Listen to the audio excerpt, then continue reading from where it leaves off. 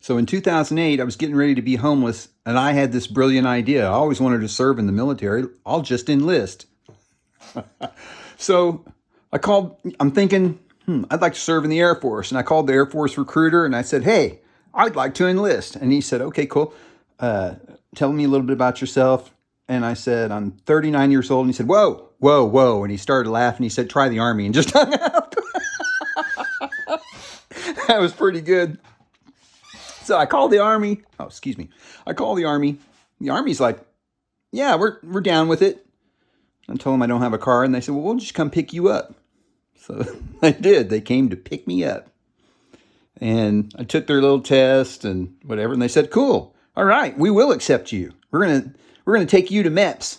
MEPS, the military entrance something. There's a big facility near Oklahoma City where they process people that are going into all branches of the military because they're the same tests and screenings and stuff they got to do on everybody. That truly was one of the greatest experiences of my life. 2 or 3 days, I think it was 2 days. Man, here's what I learned. The Air Force and Navy kids, smart as a whip. Man, they were all very smart. The Marines, gung-ho kids. I was inspired by the Marines. They were a crazy bunch of kids. Army, there was one guy that was going back in the Army. He was over 40. He was trying to re-enlist. He was in the group. He had to go through all this stuff again. But I don't know if you saw the video about me escaping from a mental institution. That happened before I tried to enlist. And the reason that the mental institution came to get me that time was because of the Secret Service had me picked up, I believe. I mean, I don't know for sure. When I asked the police, why are you here? They said, well, we don't know where these things come from. He just smiled. I'm going to tell that complete story someday. But anyway, so they give me the ASVAB test, the real test. You take it on this computer thing. And I finished first, went up to the front, and the guy just looks at me and he goes, do you know what you scored? And I said, I don't think I missed any questions. And he just looked at me and I walked out. I don't think I did miss any questions. But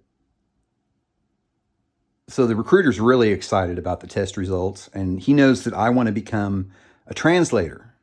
I wanted to go to Iraq. I wanted to be the guy that decides not to shoot people, that are just running up. That's horrible. Or to shoot people that are running up at you, to understand what they're saying and stop everybody from reacting or cause everybody to react. I felt like that would be a good job for me.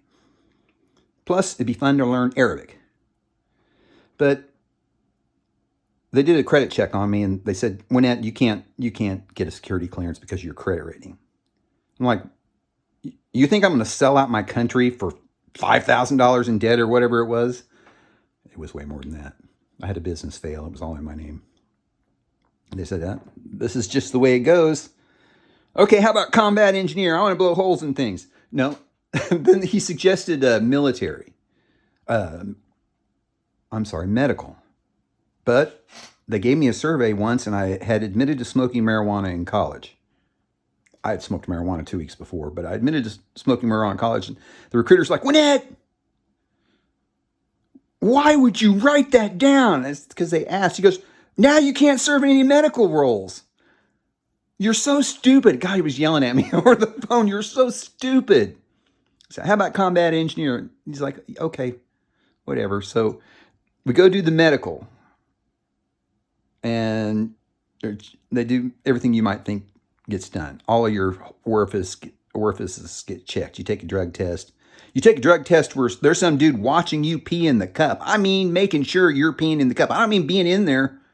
I mean, making sure. And this guy's going, do you take a lot of B vitamins? I'm like, yeah, man. Well, niacin and B vitamins might help flush out certain compounds. So that's how they didn't detect marijuana in me.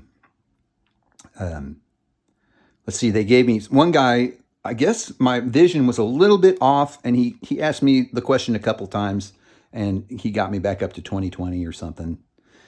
So I tested all right on that. Calisthenics at 39, I did better than some of those high school kids, high school graduates. One guy, he was a little overweight. Man, he just broke down bawling. He wanted to get in so bad, and I guess that had been his second time. And they're like, man, suck it up. You just come back. We're going to tell you what to do. You just come back in 2 months or whatever. You're going to do it. You're going to get there, son. You have to do duck walks. My legs are hurting just thinking about it. But I did it. I did it. So anyway, the second day, the last day is coming around, and people are enlisting. What they do is they call your name, and you go into another room, and you put your hand up, and you swear the oath, and you're in.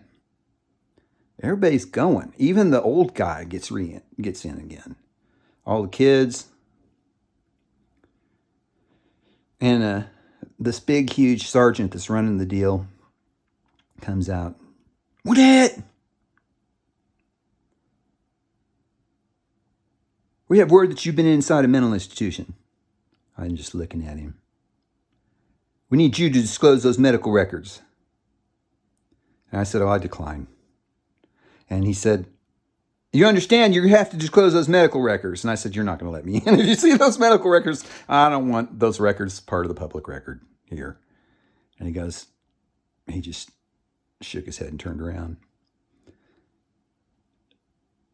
I blamed my ex-wife being a crazy person. Fuck no, I shouldn't have had a weapon.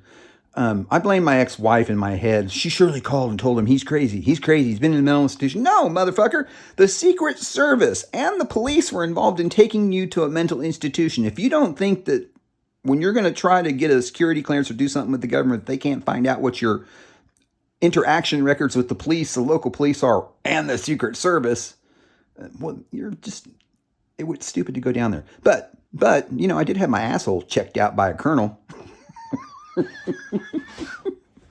of the medical thing is show me your butt. I don't know why. With a flashlight.